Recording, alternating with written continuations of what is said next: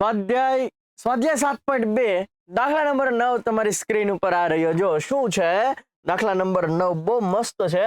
તો કે આ એ અને બી કંઈક આપી દીધું છે તો આપણે લખી નાખીએ, અહીંયા દોરી નાખીએ. જો મસ્ત અહીંયા છે એ, અહીંયા શું છે એ છે -2,2. અહીંયા છે બી, અહીંયા શું છે બી જે છે 2,8.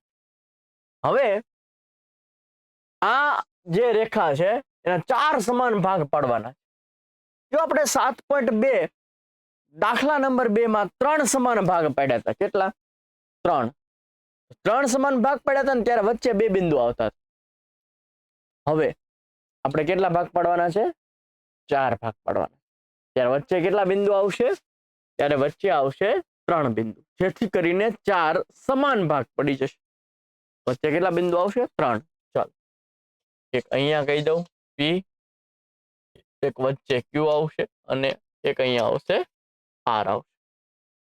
4 ભાગ પડી ગયા. જો 1 2 3 4. બહુ મસ્ત છે કે આ જે બિંદુ Q છે ને, Q એ આ AB નું મધ્ય બિંદુ છે. આ AB નું મધ્ય બિંદુ શું છે? Q છે. ઓકે, એટલે આપણે આવું લખશું AB નું મધ્ય બિંદુ. ઓકે, આનો જે જવાબ મળશે ને એ તમને Q મળશે, કારણ કે તમને ખબર પડે જો A અને B ની એકદમ વચ્ચે કયું છે? Q છે. AB નું મધ્ય બિંદુ એટલે Q ના યામ. તો આપણને મધ્ય બિંદુનું ખબર જ છે. શું છે મધ્ય બિંદુનું સૂત્ર? તો કે x1 + x2 ના છેદમાં 2, y1 + y2 ના છેદમાં છે. સૂત્ર યાદ છે ને?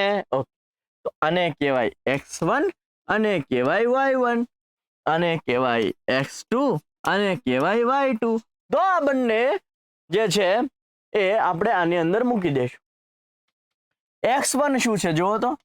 x1 છે -2 વત્તા x2 શું છે? આ રહ્યું x2 છે +2 છેદમાં 2. y1 શું છે? તો કે y1 છે 2 વત્તા y2 શું છે? કે y2 છે 8 ના છેદમાં 2. હલો, 2 માં 2 જાય તો 0 ના છેદમાં 2. 2 વત્તા 8 10 ના છેદમાં 2. 0 ના છેદમાં 2 ઉપર 0 તો જવાબ 0 જ આવે. 10 ના છેદમાં 2 10 ના અડધા 2 પંચું 10 એટલે શું આવશે? 5. આ બિંદુ થયું 0,5. આ બિંદુ શું થયું? 0,5. હવે તમે જુઓ A અને Q નું મધ્ય બિંદુ P છે. A અને Q ની વચ્ચે આવે છે એકદમ. એ બિંદુ કયું છે? P. તો અહીંયા ધ્યાન રાખજો, A Q નું મધ્ય બિંદુ. સૂત્ર શું છે? x1 + x2 ના છેદમાં 2, y1 + y2 ના છેદમાં 2. ઓકે, ચલો x1 શું છે? આ રહ્યું A Q લ્યો ત્યારે આ x1 y1 ને આ શું થઈ જશે? x2 y2 થઈ જશે. બરોબર છે.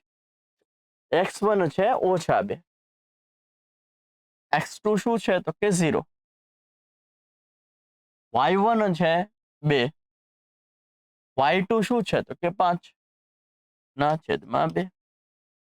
-2 વત્તા 0 એટલે -2 જ થાય છેદમાં 2. આમના 2 વત્તા 5 7 થશે છેદમાં 2.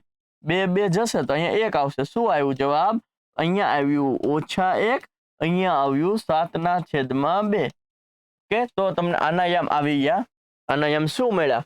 -1, 7 ના છેદમાં. હવે આપણે r મેળવવો છે તો આ r છે એ q અને b ની વચ્ચે છે, એટલે કે QB નું મધ્ય બિંદુ તમને r મળશે.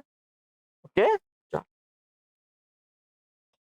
QB નું મધ્ય બિંદુ હોય ત્યારે આપણને એક જ સૂત્ર યાદ આવે, x1 + x2 ના છેદમાં 2, y1 + y2 ના છેદમાં.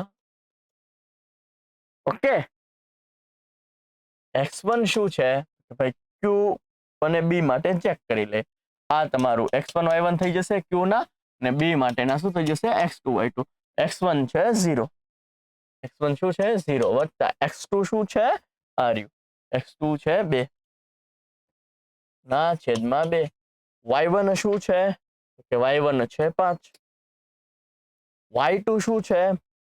કે y2 આપણે છે 8 શું છે 8 ના છેદમાં 2 0 વત્તા 2 એટલે 2 જ થશે 2 ના છેદમાં 2 5 ને 8 13 ના છેદમાં 2 2 2 જશે તો 1 વધશે શું આવશે 1, 13 ના છેદમાં 2 તો આ તમને યાદ મળી ગયું r ના 1, 13 ના છેદમાં 2 દાખલો પૂરો થઈ ગયો બહુ સિમ્પલ છે ઈઝી મજા આવે એવું છે શું ખાસ ધ્યાન રાખવાનું છે તો કે 4 ભાગ પાડવાના છે કેટલા ભાગ પાડવાના છે 4 ભાગ પાડવાના હોય તો વચ્ચે 3 બિંદુ આવે વચ્ચે 3 બિંદુ આવે ફરીવાર 3 ભાગ પાડવાનો હોય તો વચ્ચે 2 બિંદુ આવે 4 ભાગ પાડવાનો હોય તો વચ્ચે 3 બિંદુ આવે p q અને r આ q મેળવવું હોય તો ab નું મધ્ય બિંદુ q કહેવાય ab નું મધ્ય બિંદુ q કહેવાય એમાં મધ્ય બિંદુનું સૂત્ર લગાડી દો x1 + x2 ના છેદમાં 2, y1 + y2 ના છેદમાં 2 પછી આ aq નું મધ્ય બિંદુ p એમાં પણ એ જ સૂત્ર લગાડો qb નું મધ્ય બિંદુ r એમાં પણ એ જ સૂત્ર લગાડો 3 વાર મધ્ય બિંદુનું સૂત્ર લગાડશો એટલે બધું મળી જશે ફરીવાર